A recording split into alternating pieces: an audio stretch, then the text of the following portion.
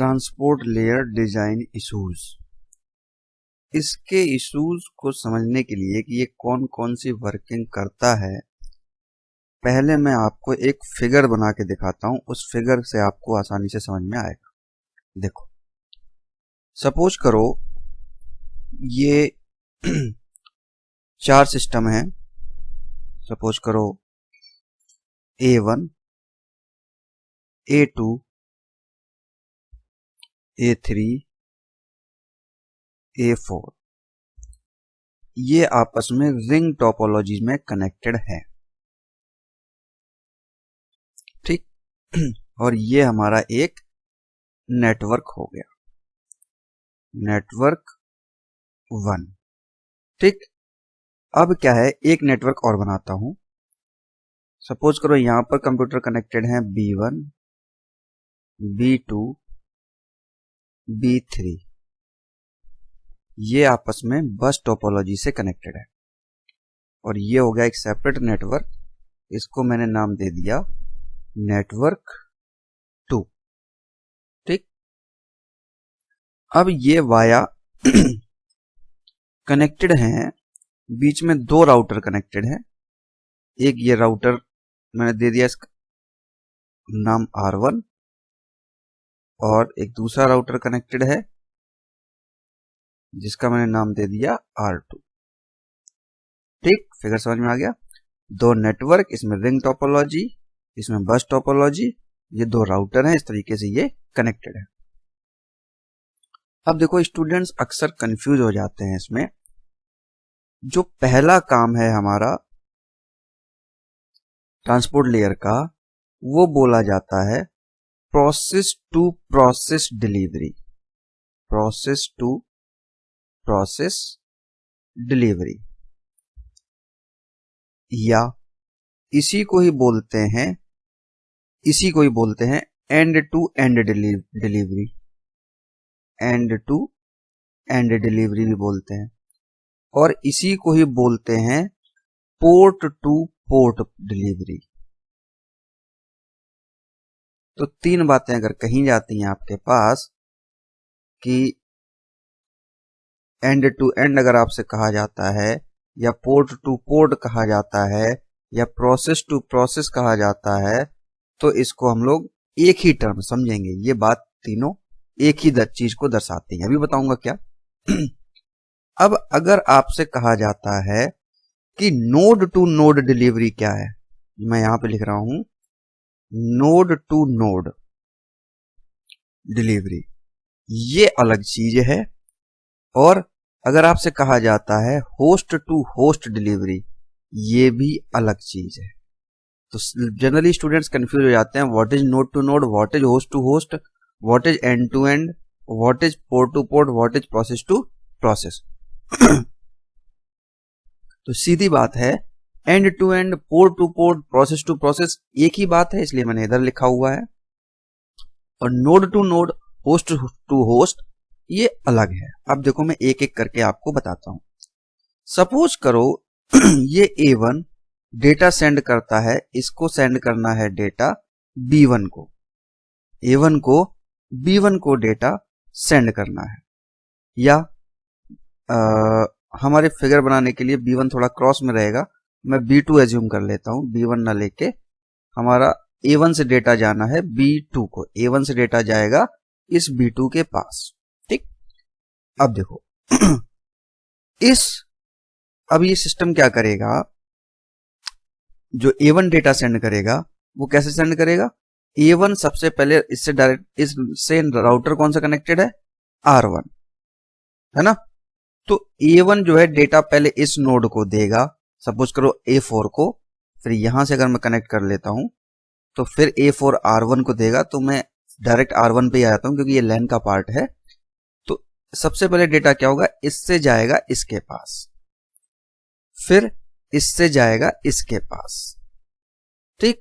फिर ये राउटर जो है ये डाटा हमारा ट्रांसफर करेगा किसको, B2 को। तो ये जो एक नोड से दूसरे नोड पे कम्युनिकेशन चल रहा है, इसको हम लोग बोलते हैं नोड टू नोड। मैं अब शॉर्ट में लिख रहा हूं नोड टू नोड डिलीवरी, ठीक है। और ये node to node delivery perform होती है किस लेयर पे? डेटा लिंक लेयर पे, DLL। ध्यान रखना, ये नोड टू नोड होता है किस पे? डेटा लिंक लेयर पे। ठीक बात। अब देखो, मतलब इसके A1 से R1 के बीच में कम्युनिकेशन ठीक ठाक हुआ क्या नहीं? R1 R2 के बीच में कम्युनिकेशन ठीक ठाक हुआ या नहीं? R2 B2 के बीच में कम्युनिकेशन ठीक ठाक हुआ क्या नहीं? ये ड्यूटी होती है डेटा लिंक लेयर की, और इस प्रोसेस को बोलते हैं नोड टू नोड डिलीवरी। अब देखो, अब इस A1 से इस B2 तक डेटा प्रॉपर पहुंचा कि नहीं पहुंचा? इस A1 से इस B2 तक डेटा प्रॉपर पहुंचा या नहीं पहुंचा, इसको हम लोग बोलते हैं होस्ट टू होस्ट डिलीवरी। बात समझ में आ गई? ये हुई नोड टू नोड और ये हुई होस्ट टू होस्ट डिलीवरी। इसके लिए कौन सी लेयर रेस्पॉन्सिबल होती है? Network layer. आप पढ़ चुके हैं। ठीक, तो अब आपने नोड टू नोड का मतलब समझ गए, होस्ट टू होस्ट का मतलब समझ गए। अब आते हैं हम अपने इस पे, end to end, port to port या प्रोसेस टू प्रोसेस। बात एक ही है। अब ये देखो भाई, प्रोसेस टू प्रोसेस क्या होती है। अब इसमें समझने वाली बात यह है कि A1 मशीन पे जरूरी थोड़ी एक ही एप्लीकेशन चल रही हो, बहुत सारी एप्लीकेशन चल रही होंगी। सपोज करो आपने एक मेल सर्वर भी ओपन कर रखा है, एक आपने फाइल ट्रांसफर सर्वर भी ओपन कर रखा है, या कुछ और भी ओपन कर रखा है, तो बहुत सारे एप्लीकेशन ओपन आपने कर रखे होंगे। सेम B1 पे भी आपने बहुत सारी प्रोसेस या बहुत सारे एप्लीकेशंस वर्क कर रहे होंगे। यहां पर भी मेल सर्वर चल रहा होगा, यहां पर भी फाइल ट्रांसफर सर्वर चल रहा होगा, एंड समथिंग एल्स। तो A1 पे भी बहुत सारे एप्लीकेशंस चल रहे होंगे, B2 पे भी बहुत सारे एप्लीकेशंस चल रहे होंगे। अब एक एप्लीकेशन से सपोज करो आपको मेल भेजना है, तो एक मेल सर्वर से यहां से जो डेटा जाना है, जिस एप्लीकेशन से डेटा जाना है, उस एप्लीकेशन से क्या इस B2 के उसी पर्टिकुलर एप्लीकेशन पे डेटा पहुंचने की प्रोसेस। बात समझ आई?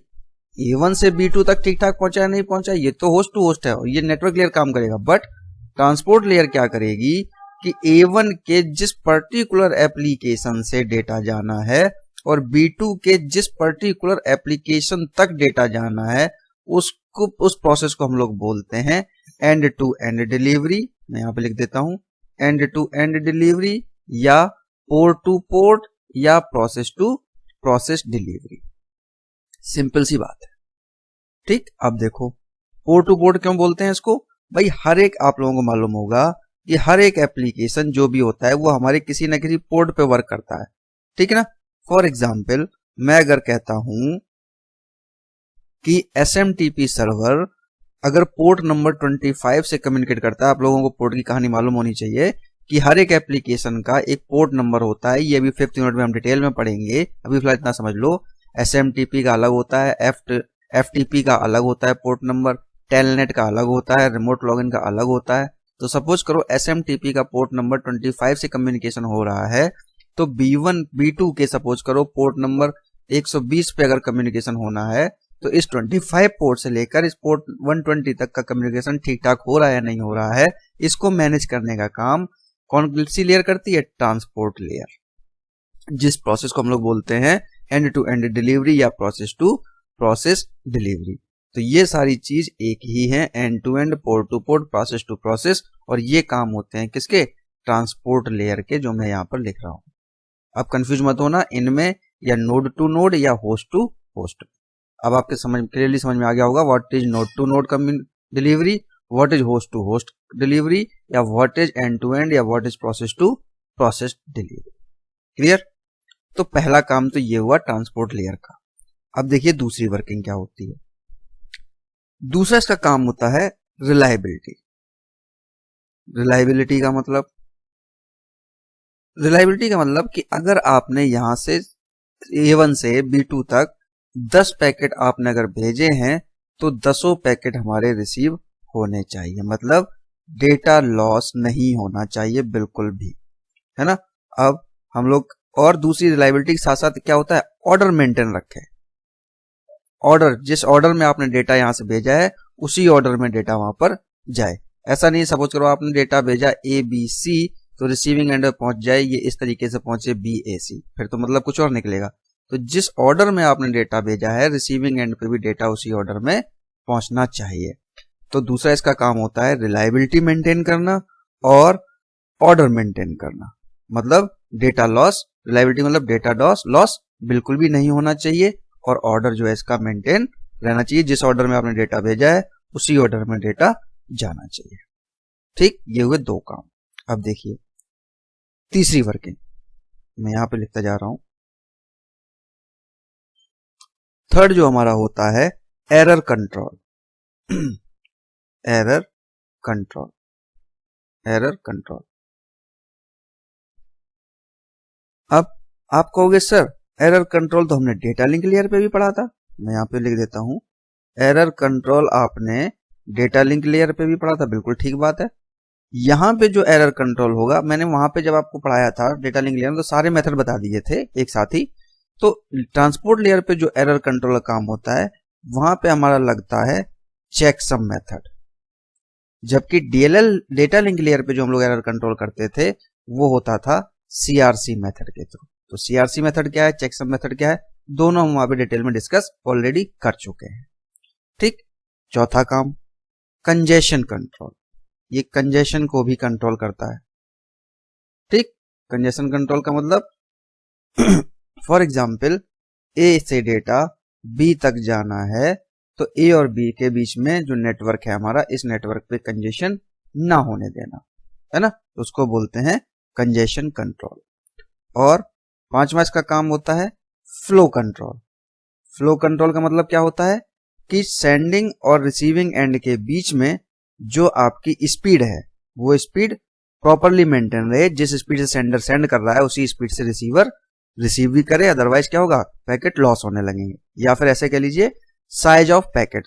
फ्लो कंट्रोल में दो चीजें हम लोग जनरली बोलते हैं, कौन कौन सी, एक तो स्पीड मेंटेन रहनी चाहिए और दूसरा पैकेट साइज। जो पैकेट का साइज है वो उसी हिसाब से होना चाहिए जो कि रिसीवर रिसीव कर सके।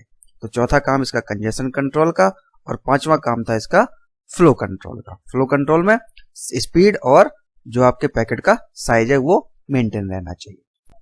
जब हम फ्लो कंट्रोल करते हैं, ये फ्लो कंट्रोल मैं यहां पे लिख देता हूं, फ्लो कंट्रोल के लिए हम लोग जो एल्गोरिथम यूज करते हैं वही एल्गोरिथम जो हम लोग ऑलरेडी पहले पढ़ चुके हैं। कौन कौन सी, स्लाइडिंग विंडो प्रोटोकॉल आप लोगों ने पढ़ा होगा, सिलेक्टिव रिपीट प्रोटोकॉल आपने पढ़ा होगा, है ना। इसके अलावा आप लोगों ने पढ़ा होगा गो बैक एन, आपने पढ़ा होगा, मैं शॉर्ट में लिख देता हूं गो बैक एन। ठीक, तो फ्लो कंट्रोल में ही विंडोइंग का कॉन्सेप्ट भी आ जाता है। विंडोइंग मतलब रिसीविंग विंडो, कि जितनी रिसीवर पहले ही अपनी विंडो भेज देगा, जितनी रिसीवर की विंडो होगी उसी हिसाब से ये पैकेट को सेंड करेगा। ठीक, अच्छा, तो यहां पर अब ट्रांसपोर्ट लेयर के कितने काम हो गए, प्राइमरी काम मैंने आपको बता दिए और इसका मतलब भी बता दिया, process to process delivery, end to end या पोर्ट टू पोर्ट डिलीवरी। इसके बाद रिलायबिलिटी मतलब पैकेट लॉस नहीं होना चाहिए, ऑर्डर मेंटेन रखना चाहिए। अच्छा, एक चीज और, रिलायबिलिटी मेंटेन कैसे करता है ये भी मैं बता देता हूं। आप लोगों ने अभी पढ़ा आईपीवी वर्जन 4 और आईपी वर्जन 6, है ना। तो आईपी प्रोटोकॉल के साथ में, आईपी जनरल टर्म में कह लीजिए आप, आईपी प्रोटोकॉल के साथ में ये टीसीपी प्रोटोकॉल को यूज करता है। जब मैंने आईपी का फॉर्मूला बताया तो बताया था ना, वहां पे प्रोटोकॉल्स यूज होते हैं। तो टीसीपी प्रोटोकॉल जो है ये कनेक्शन ओरिएंटेड को फॉलो करता है और गारंटेड डिलीवरी जो है या रिलायबिलिटी जो प्रोवाइड कराता है वो टीसीपी प्रोटोकॉल के थ्रू ये प्रोवाइड करता है। ऑर्डर भी आपका सीक्वेंस ऑर्डर, जिस ऑर्डर में सेंड कर रहा है उसी ऑर्डर में डेटा को जो है वो पहुंचना चाहिए। ठीक, इसके बाद तीसरा काम जो होता है हमारा एरर कंट्रोल का। तो एरर कंट्रोल यहाँ पे चेकसम के थ्रू होता है। जो डेटा लिंक लेयर पे करते हैं वो सीआरसी के थ्रू करते हैं। इसके बाद कंजेशन कंट्रोल भी होता है, कंजेशन कंट्रोल करते हैं और फ्लो कंट्रोल करते हैं। फ्लो कंट्रोल का मतलब स्पीड और पैकेट साइज। ये फ्लो कंट्रोल एल्गोरिथम वही चलती है जो हमने पहले हम डिस्कस कर चुके हैं, स्लाइडिंग विंडो, सिलेक्टिव रिपीट और गो बैक एंड ऑल, ये सारी चीज। ठीक, एक लास्ट काम और इसमें बचा हुआ है जो ये करता है, मैं यहां लिख देता हूं, यहां लिख देता हूं मल्टीप्लेक्सिंग और डीमल्टीप्लेक्स। मल्टीप्लेक्सिंग शॉर्ट में लिख देता हूं और डीमल्टीप्लेक्स। इसका मतलब देखिए क्या होता है, डीमल्टीप्लेक्स। भाई यहां पर सपोज करो 4 एप्लीकेशन वर्क कर रहे थे A1 पे और B2 पे भी 4 एप्लीकेशन वर्क कर रहे थे, तो जाहिर सी बात है कि हर एक एप्लीकेशन के लिए अलग अलग कनेक्शन तो क्रिएट करेगा नहीं, है अलग अलग डेटा तो सेंड करेगा नहीं। चैनल तो एक ही है, मीडियम भी एक ही है ना, चैनल या मीडियम एक ही है। तो क्या होता है, मैंने आपको पहले भी बताया था, जब फर्स्ट मिनट में मल्टीप्लेक्सिंग डीमल्टीप्लेक्सिंग बताया था, तो ये क्या करता है कि जितने भी हमारे प्रोसेस होती हैं, इन सारी प्रोसेस को का डेटा एक जगह मल्टीप्लेक्स करके चैनल पे सेंड करता है। और रिसीविंग एंड पे क्या होता है, डीमल्टीप्लेक्सर लगा हुआ था। डीमल्टीप्लेक्सिंग का काम होता है ये चीज अलग अलग अपने एप्लीकेशंस को अपना अपना डेटा मिल जाता है। तो चैनल जो आपका डेटा है उसको मल्टीप्लेक्स करना और देन डीमल्टीप्लेक्स करना। तो ये भी वर्किंग हमारा किस लेयर का होता है, ट्रांसपोर्ट लेयर का होता है।